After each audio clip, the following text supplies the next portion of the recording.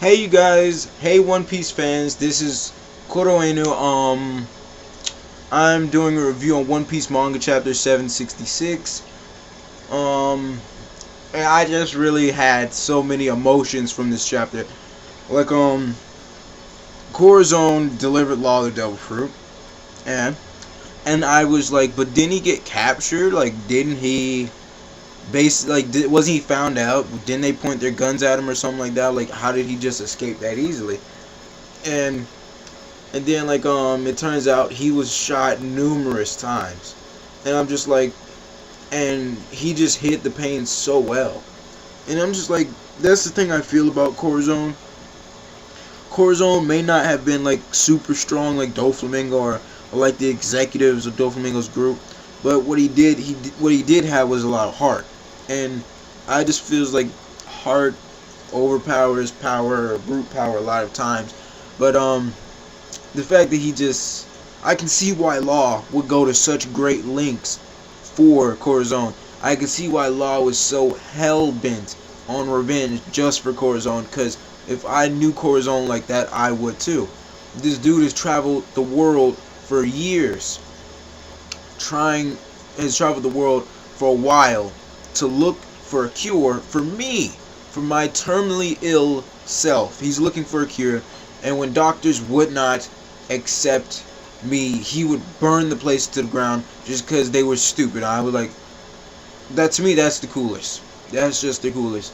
But and then also he's willing to get shot with bullets, pretend that it wasn't nothing, just for you. And I just think, to me, that's just so heartwarming. In fact, the fact that he just did all that. And Law was trying to stop the bleeding and stuff, and it just shows how like usually a lot of devil fruits require a lot of concentration to activate. Some devil fruits that alter your body, it just happens like that. But his required a lot of concentration. He couldn't do it at the beginning. And another thing that got me was how Corazon, or Rocinante, I think I'm gonna just say that, how Rocinante gave Law his little letter to the Navy and told him to give it to him.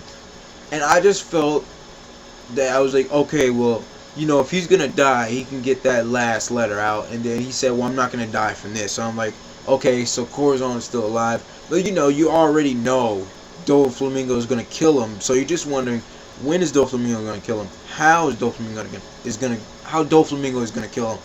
And when I saw Law walk up to the Marine officer and hand him the note, the hairstyle was kind of weird for me to see it on Virgo. Once I saw his face, I just knew that they just had the most literally fucked up luck ever. They just literally fucked up grand time. Out of all the people that had to get the letter, it had to be Law. I mean, it had to be Virgo. It just had to be Virgo. And Virgo went over to Rocinante and beat the living mess out of him. And I'm just like, well, if he doesn't die from that beating, and I'm pretty. And the thing that gets me is, in One Piece, people are pretty durable. People are pretty freaking durable. Law has taken 3 shots at point blank range. That would kill an average person. Even on One Piece standards, it would kill an average person. Point blank range. He's taken a beating from Doflamingo. And in One Piece, I'll say this, characters do not die that easily. Except in some instances off screen, but characters do not die on screen that easily.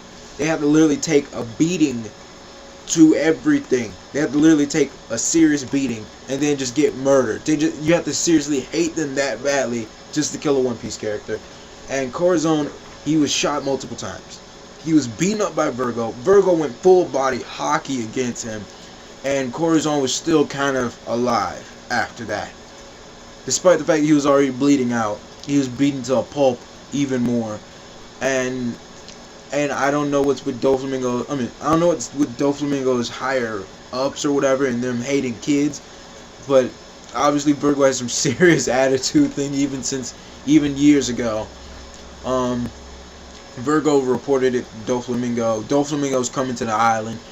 Doflamingo used birdcage on the island before, and I'm just like, well, the end all be all, you know. It's just like really bad. Doflamingo was like, I kind of knew, but I didn't want it to be true, and like now it's true. Now that I'm on the island and stuff like that. And better yet, I want to apologize for the mistake I made in my last video. I kind of confused the Marines giving the Ope Ope no Mi to the pirates with the actual fact that the pirates are selling the Ope Ope no Mi for what looks to be $5 trillion.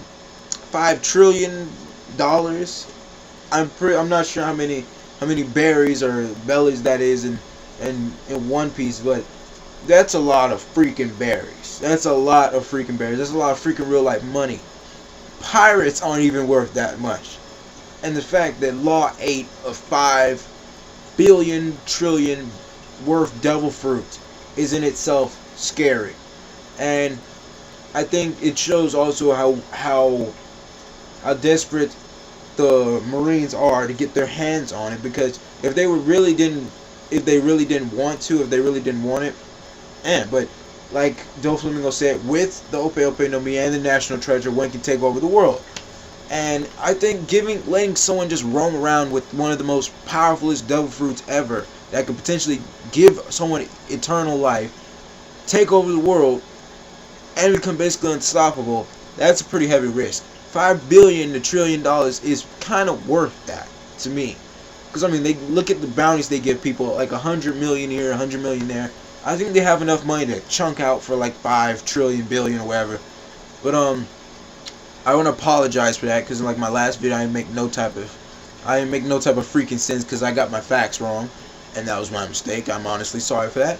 But this whole chapter to me was just heartwarming, and then at the same time saddening, because Rocinante literally got the crap beaten out of him, and then he smiled at the end, because he was like, well, if I'm gonna die, I'm gonna at least die saving Law, and I want Law to remember me smiling.